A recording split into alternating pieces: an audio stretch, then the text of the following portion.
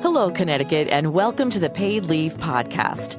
The title basically says it all. I'm Nancy Barrow, and I will be delving into this new state program and how it can help you and your family. This podcast will give you information you should know about Connecticut paid leave and maybe just a little bit more. Connecticut paid leave brings peace of mind to your home, family, and workplace. Welcome to the Paid Leave Podcast. On this episode, the topic is addiction and substance abuse. And under Connecticut paid leave, it's not simply enough to have a diagnosis of substance abuse. You must also need and receive treatment for a serious health condition, which includes inpatient or outpatient services, someone working with a medical provider, or a regimen of prescription medication under the supervision of a provider. A person must qualify for Connecticut paid leave first, and then is able to receive up to 12 weeks of income replacement. And they can use that time altogether in a block or intermittently to get help or as a reduced schedule from work. So there's many options in terms of length of leave under Connecticut paid leave. The absences from work must be treatment related and specify that they're talking about substance abuse. And a person can take leave or receive benefits if they themselves have a serious health condition or if they need to care for a family member who has a serious health condition like substance abuse and addiction.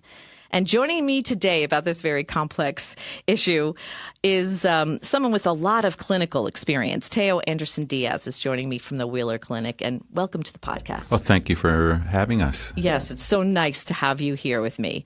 I know you're a licensed social worker and you're vice president of outpatient behavioral health at the Family Health and Wellness Centers, but give me a little bit of your background and what you do at Wheeler. I've been at Wheeler now for a little over 3 years.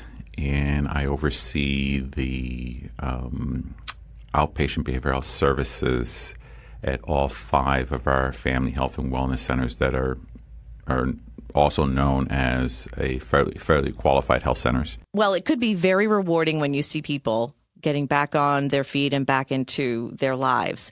But I assume that it must be kind of difficult to see people at their lowest. Yes, it can be very difficult, but it's keeping in mind the goal at the end. So when you actually see people improve their lives and restore some sorts of normalcy where they're working, they have friends, they're making amends to loved ones. That's basically the reward. But when it comes down to basically treatment, they're the heroes of the story. In other words, from the treatment side, we only control right around 13% of what that outcome is going to be. So it's really them. It's primarily them. I think at the same time, we can be there, provide them with some support, provide them with some timely interventions, but ultimately, they're the heroes of their story. I'm going to ask you a hypothetical question out of the gate. And you just heard how Connecticut paid leave can help someone if they qualify for 12 weeks of income replacement for substance abuse, whether it's inpatient or outpatient, but you guys just do outpatient therapy. Okay. And it also lets a family member take time away from work to help them, which I would imagine suffering from addiction or substance abuse must be comforting to have that. Do you think that's a game changer for any of your clients who might be battling with, hey, I have to work, but, I have to do treatment? Because that's a balance that must be pretty hard. It is. It's a choice at times that people make. So having this type of advocacy really can make a difference. It's a game changer, most definitely, because if someone can enter into a treatment center, whether it be inpatient or enter into an outpatient program, and at the same time not have to worry about their job or job stability, it can help them, in a particular delicate moment, help them be able to seek treatment, to seek recovery. Right. And that's the hope of this podcast, right? That I can get that information out there, because maybe a lot of people don't realize that Connecticut paid leave covers addiction services and treatment. So that's what I'm hoping for.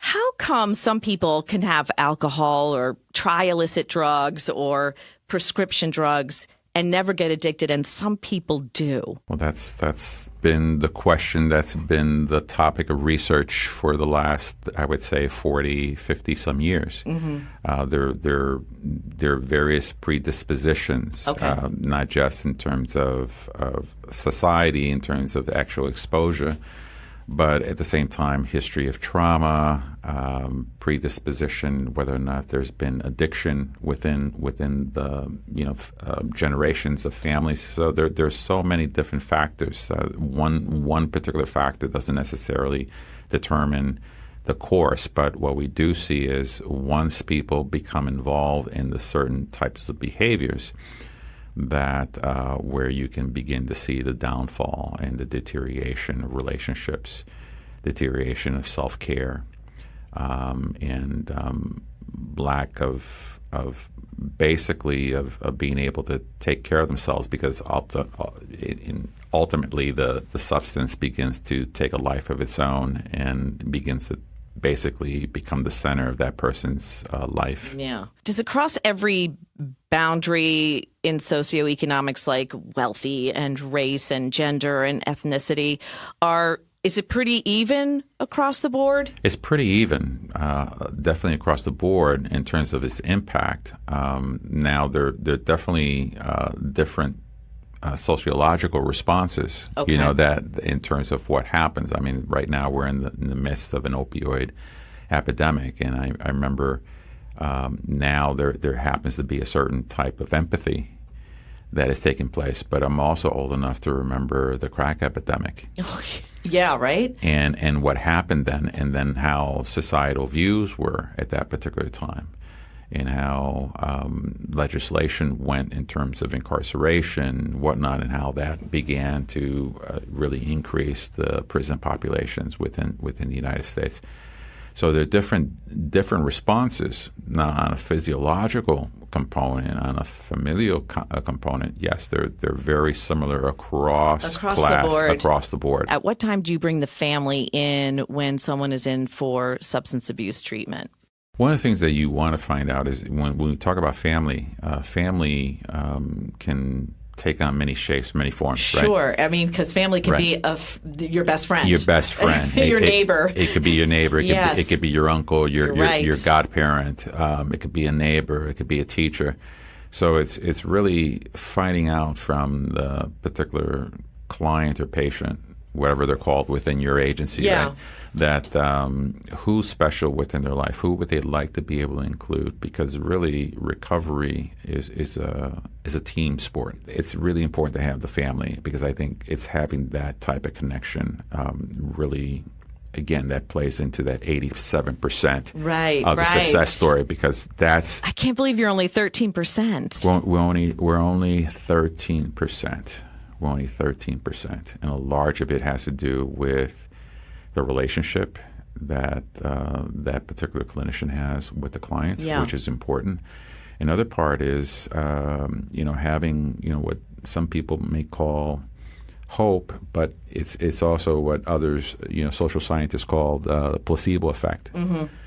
And it's really important that if the client believes that they're getting better, that they're moving better, that they have this sense of hope, even if everything around them kind of remains somewhat the same. But if they have that sense of hope, that can help that individual move towards a life of recovery and sobriety. So that's a very important piece. But those are basically the elements. The elements that we can control is to really be there to listen, and kind of also understand that people go through different changes. So if you have somebody, let's say, that's not really thinking about change, to start talking to them already about formal treatment options, you're going to find that you're going to be turning them off. If you're able to get people to start thinking about what are some of the consequences and what are some of the benefits, where they start really contemplating, and they may want to start maybe looking at now. Back in the day, they would look at a phone directory, yellow pages. What's that? What's that? So now they'll look in their phone and they'll seek out treatment options, treatment centers. where they start actually preparing.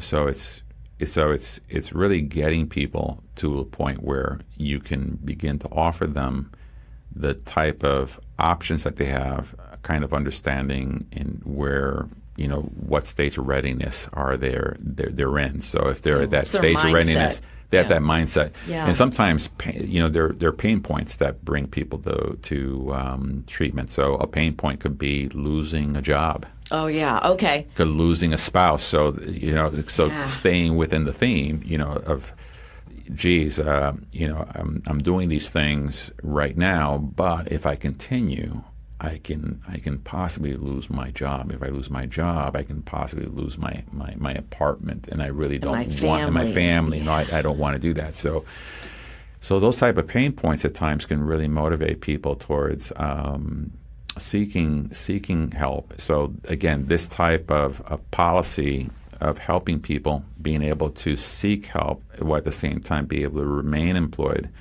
and remain housed, and those are very important elements that really can contribute towards somebody's recovery. Yeah, it makes me happy that Connecticut Paid Leave does that, and it's a state program. Does it vary for alcohol versus prescription drugs, or like illicit drugs like heroin or something? Are there different treatments for each one of those, or are they all pretty much under the same kind of? Well, we have two. We definitely have what's called talk therapy, right? So we have individual, we have family, we have group therapies.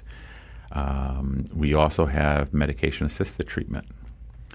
And medication-assisted treatment pretty much focuses on people with alcohol use disorders and opioid use disorders. So is that like a detox but medicated sort of?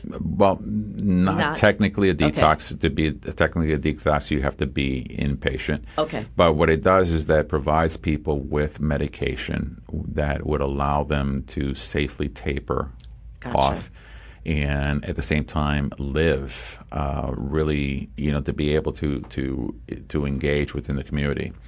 So it somewhat had expanded what once were the methadone centers. Right. And where, a good portion of, there's really a lot of good data regarding methadone you can look at that's unrefutable in terms of people being able to basically save their lives, save their families, save their marriages, be able to remain employed, and useful members of society. And so medication-assisted treatment right now, which is expanded, provides clients and people with addiction disorders that ability to be able to remain within the community and do so under the supervision of a medical provider. Right. And at the same time, maybe having a combination between the medical treatment, because it's a medically based treatment, and also the talk therapies that are offered as well. So it's finding the right mix, and it's really about individualizing care. Yeah, I was going to ask you if there's like sort of like a protocol you use, or is it varies per person, obviously. Varies per person. Yeah. We try to, even though we do practice what are called empirically based treatments. Yeah. And that kind of provide like an overall general script. But it's important for people to kind of also think about that the treatments are being lived and they're being tried by actual real human beings. Right. And that there's a nuance there every time you treat somebody. So it isn't, you're not going with a cookie cutter for everyone, know, in terms of doing the same, that somehow or another that you're going to tweak. So it's almost being like a good musician. Yes, you can read music, but can you really perform in terms of what the needs of your audience that are coming in? So I think that's so important. So I think that's one of the things that we're able to do at Wheeler. That we try to really center the care on the person that's before us. Yeah. What we provide at Wheeler, I think it's wonderful because it really provides whole person care. So in other words, if somebody comes in and they're coming in with a problem of substance use, yes, they have options. We do have a menu. We do have what are called intensive outpatient program that's almost exclusively groups where they come in and they're spending anywhere between 9 to 12 hours a week in a structured program, which is important because in early addiction, structure can really help people kind of center themselves while they're kind of sorting out things, providing that very safe space. Because oftentimes with addiction, a lot of your own personal health care needs oftentimes become relegated to last place, right. Fifth place, sixth place, last, So we try to get them engaged there. We also have a series of other support-like programs. We have a chiropractor. We have dental services. We engage people in. We also have a specialty in opioid-free pain management that we provide people in terms of services. We also provide them with ability to be able to gain access to fresh produce, because again, oftentimes the meals, the diet is really horrible. That sometimes people are kind of binging on Hostess Twinkies and Ho-Hos, and Cheetos. That's a Saturday night for me. So. From time to time, as a feel good food, that's okay. But if that happens to be the staple of you're in trouble. You're in trouble. Right. So we provide a whole host of different services around recovery because we see the recovery not just people stopping to use substances. Yeah, that's interesting. It's like a very holistic approach to it all. Some of the clients that I've worked with when I've done clinical practice as a licensed clinical social worker, because I started out as a addiction counselor back in the 1980s, and what I tell a lot of the clients that I would serve, because sometimes they would be discouraged, saying, "Man, this is like about the 6th time, the 10th time that I've gone into detox and going through this. Is it even worth it? Am I going to be like this for the rest of my life?" And I basically, one of the things I would say is like use somewhat of a baseball metaphor. When in particular with guys, you can kind of say that, that I would use that and say like the metaphor, say, well, if let's look at baseball. If you look at if somebody tells you that in a major league baseball team that someone's batting, let's say 330, would you say that's good? That's average? No, that's damn good. Yeah. Yes, it is damn good. But do you know what that means, though? It means that they're on base basically around 33% of the time. That's what it means. 33%, which means that one of the hardest things to do in life is to hit a baseball. I tell them, like Michael Jordan, retired, and he saw how hard that was. Yeah. Right? So the thing is that in order to be successful as a hitter, you're looking at basically being on base and hitting the ball 30% of the times. The other 70%, you fail. But it's about getting back up and being within that 33%, and that you can be within that 30%, that 33%. And that you do it a day at a time. You do it with support. You do it with nutrition. You do it with other resources. You do it by walking. You do it by taking the bus. Yep. All these things are, all of these things are cumulative, where you can actually seek the reward, which is the recovery.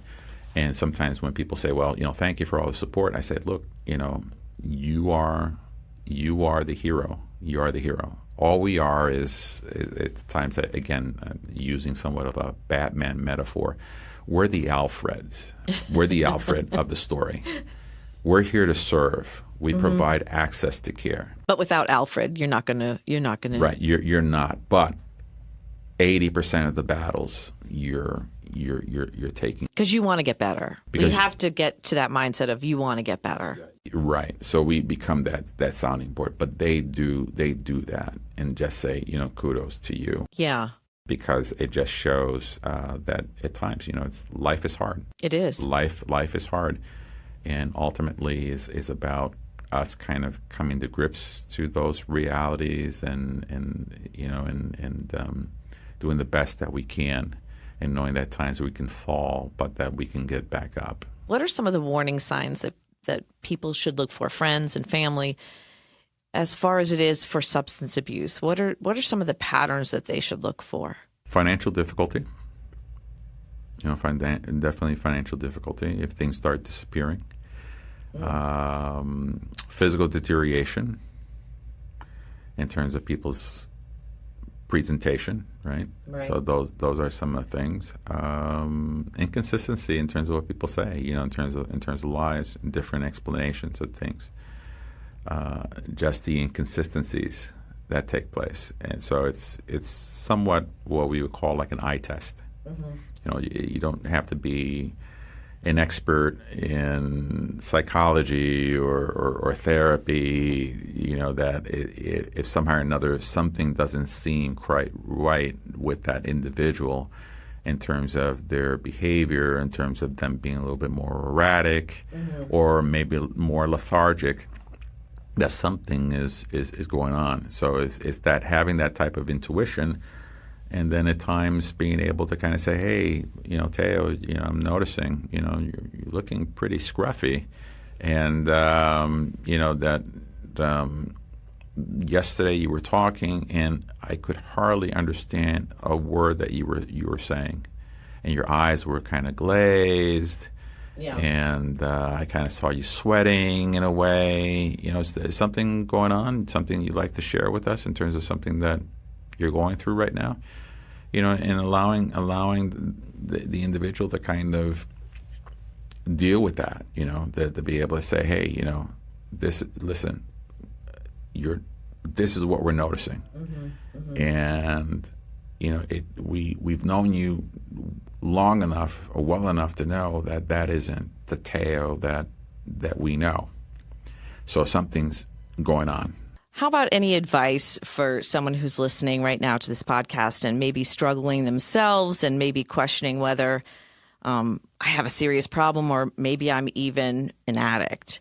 What kind of advice would you give someone who's listening and kind of on the edge and struggling? If somebody's on the edge, at least let's say that they're kind of preparing. They're tipping their toe in the water and seeing whether it's worth it.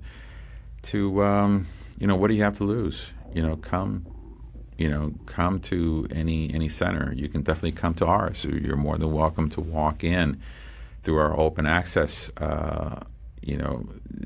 From Monday through Friday, and to see if you'd be interested in engaging either in talk therapy or medication-assisted treatment.